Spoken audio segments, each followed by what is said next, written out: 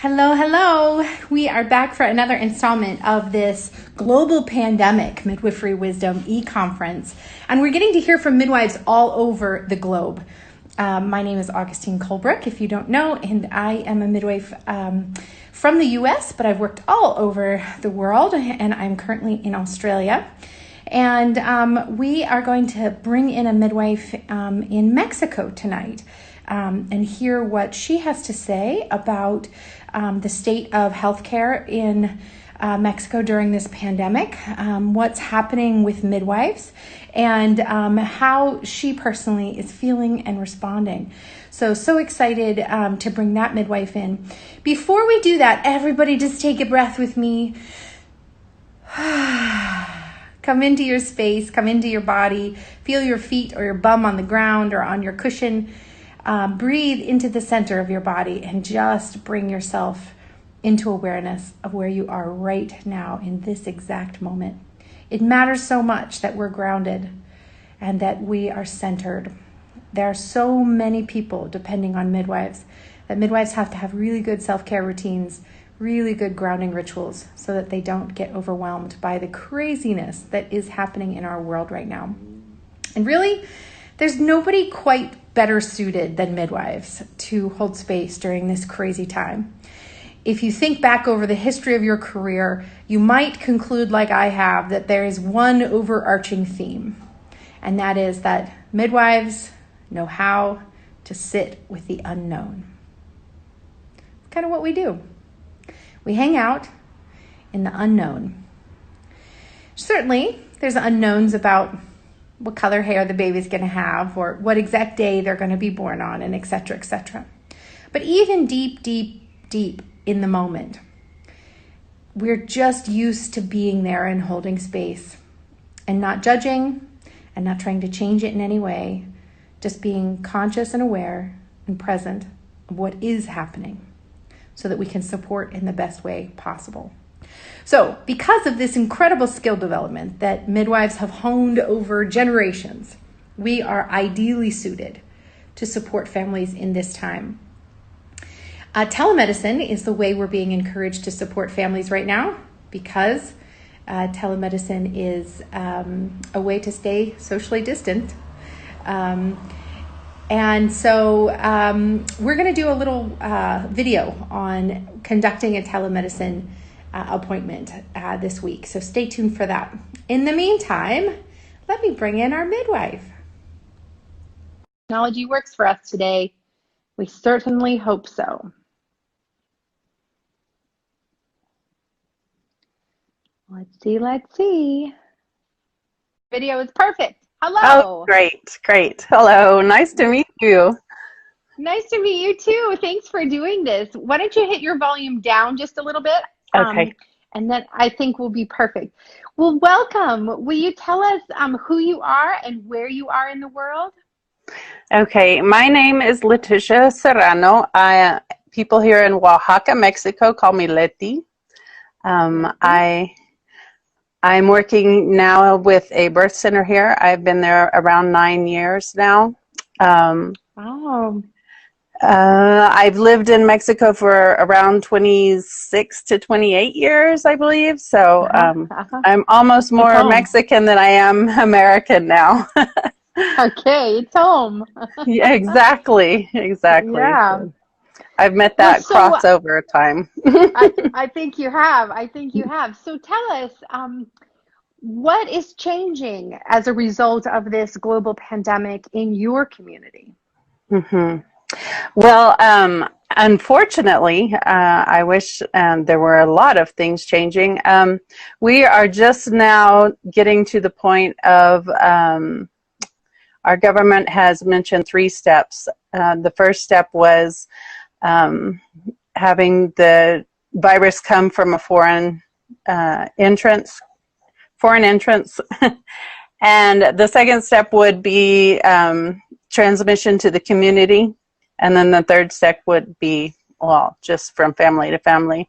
And so far, we have around 261 cases right now in all of the country.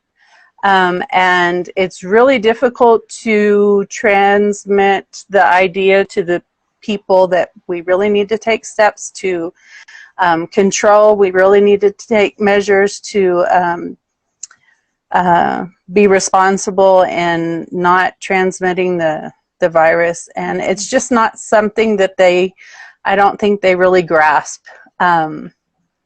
Here in Mexico, there's a famous saying. It's called, it says, when the child is I'm trying to think in Spanish and English. I'm sorry, I've been speaking Spanish all day. So. We have an international audience, so say it in Spanish and then translate. Okay, so it's ahogado el niño se tapa el pozo. So it in English that would be, once the child has drowned, then we cover up the well.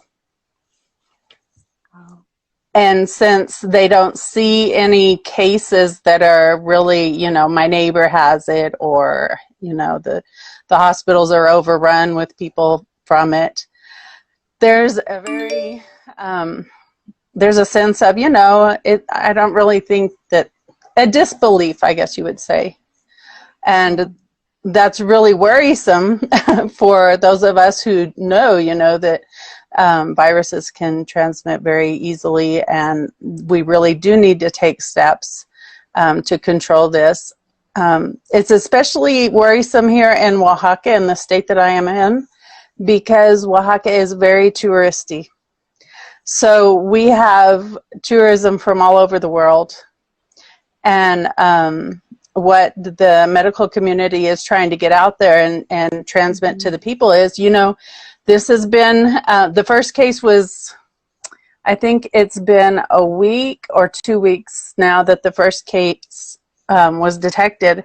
And so the medical community said, you know, around the 20th of March, we're going to really see an aumento, a brote. I can't think of it in English. Spike, like a spike? A spike in the people that are having this infection. And there's just still a sense of, until I see it, I'm not going to believe it. So it's a little bit frustrating. Yeah. Yeah. So how is it affecting you and your actual practice of midwifery? People aren't really that scared yet, so things maybe aren't changing much. Our practice, we are trying to change. We're putting we have a plan. We started last week with, you know, making sure everyone that comes in washes their hands, the gel. We try not to touch anyone. Here, everybody says hello with a kiss and shaking hands, you know, the kiss on the cheek. And so that was one of the first things we put out a communication to all of our families and said, you know, don't be offended if we don't hug you and kiss you when you come in. It's just, we need to start taking these measures to protect us, and we want to make sure that we're protecting y'all. So, so that was one of the things. What we're going to be doing next week, and I'm just touching my face. I keep thinking, don't touch your face. But I think everyone right? Like 3,000 times a day, actually. So exactly. We haven't gotten to the point. I'm glad you're going to talk about the telemedicine. Yeah. Because telehealth. We need to learn that. Yeah. Right now, what we have planned for this week is our agenda. We're going to really break it up and try to make sure that we're not seeing 2 or 3 patients at a time. We're making sure that we have like one an hour, even though we have to open up different days. But trying to break down the traffic. And then be able to clean between visits. Yeah. Exactly. Yeah. Here at Casa Compasiva is the name of our birth center. We have doulas, and the doulas here are basically trained to be, here in Mexico they have auxilios de enfermeras. So they know how to take blood pressure, and they know how to take, vital signs. So they're the ones that, in between consults, they're going to be cleaning things up and making sure everybody's moving along and getting their appointment done and getting out. Good. So, good. Good. Another big change for us, we usually have on Fridays our prenatal class, and that's when we have all the mamas come in and all their, who they want to come with them at their birth, and that's usually a good sharing time and work through their fears and learn how to have practices of how to deal with pain. But we're not going to be doing that now. We're figuring out how we can do either Zoom or make a Facebook group where we can go in and share it all. Mm-hmm. Yeah. It's important to keep changing the way that we are interacting so that we're keeping ourselves safe. But gosh, it kind of boggles the mind how quickly things are changing, doesn't it? It really does. Yeah. And it's really worrisome because just a couple days ago, we were still in 116 cases. And I came home today. We had our last church services. My husband is a pastor at the local church here. And we came home today, and I looked at the map again, and we're up to 263 cases. So even at church, we're trying to tell the people, you really got to make sure we're not going to have church next Sunday, and we're going to do everything on computer, or, if you really feel like you have to get together as a church, then just 5 of you get together. But it's just really difficult right now. I guess people just think it's going to blow right by. So we could use some prayers and some good thoughts from everybody. Do you know what the estimates are? Okay, we will pray for Mexico. The numbers that is projected, do you know the numbers that are projected for Mexico? No, I have no idea. Okay. We had, in October, we had a big dengue outbreak, and our hospitals were overrun with that, and they asked people, don't bring anyone else in unless they're really, really bad cases. And if I remember correctly, that was under 1,000 people. So that's really worrisome for me. If our hospitals can't deal with that, that's not a high number. No. Then how are we going to be in a couple of weeks? Yeah.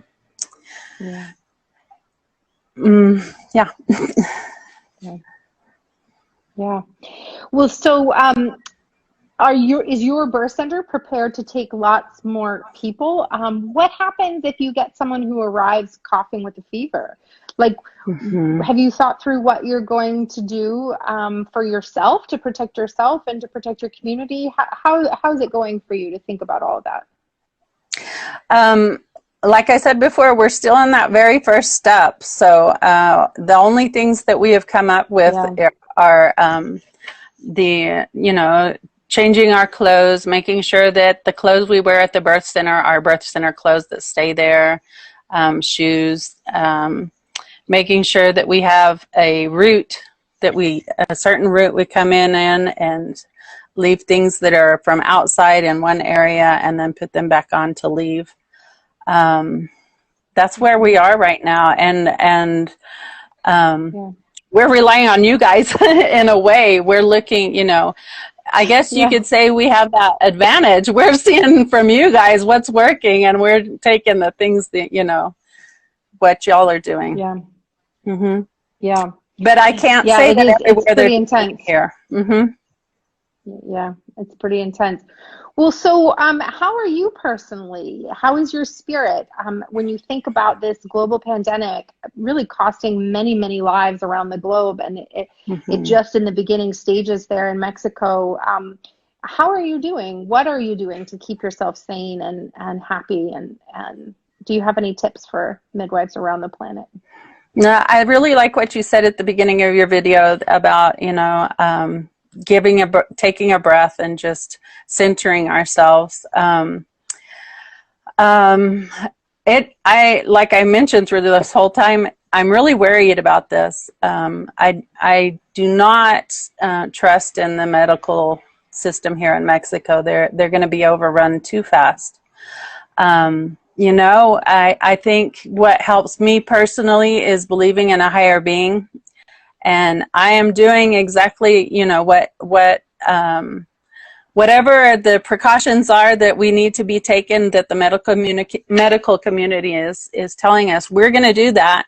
And then we just got to leave those little details that we just can't possibly control everything. We got to leave those to that higher being and say, you know, we're here trying to serve others, and we'll let you take care of all those little gaps that are in the way. So it is worrisome. I have a teenager. She was supposed to graduate in May, and she's really frustrated. Her, you know, it was her plan to leave the nest and go to college in August, and everything is just kind of up in the air. And then I have a 4-year-old, and she's ready to get out. So they did cancel school officially last week. So from the 20th, well, it just started in effect on Friday, but I took off a week before that. The 20th of March to the 20th of April, all the kids are supposed to stay home. And so we've talked to the 4-year-old and said, you know, we really need to stay home. We need to make sure that you're healthy. And, you know, this is what the president has told us. So it's hard to, they don't understand a lot of things. So it's trying to find out, you know, how do we explain what's going on here to them? But yeah, it's hard. Well, I send you so much love and so much encouragement. I always like to close by saying, you know, is there anything you want to tell the midwives of the world, or any connection that you need to make, or any request that you have for the midwives of the world? Well, this may bring very little consolation to you, but what you're going through right now, and the effort that you are making and reaching out and showing love to people, that's planting seeds to mankind right now that really need to have hope. And I encourage you to keep doing that. And just know that there is a higher being that is taking care of all those little details, that if we start thinking about all the things that could go wrong, it just overwhelms us. And just knowing that we just got to keep loving people. I don't think I could sit at home and just watch everything happen. I wouldn't be able to do it. Yeah. Let go and let God, right? Exactly. Exactly. Well, I appreciate your words of wisdom and your kindness for joining our circle tonight. And I really, really wish that you find all the resources that you need in order to keep yourself healthy and strong through this process. Thank you. As things change there in Mexico, can we stay in touch again? I'd love to hear an update as things happen or change there. That would be great. Yeah. As long as we're here, I'd love to talk to you. Mm-hmm. If we've got good internet, right? Well, so if things change, if you make policy changes in the running of your birth center, if your cases increase, if anything you want to report on, just send me a message and let's connect again. Thank you again. I appreciate you so much. Have a good evening. Thank you. Okay. Thank you. Bye-bye. Bye.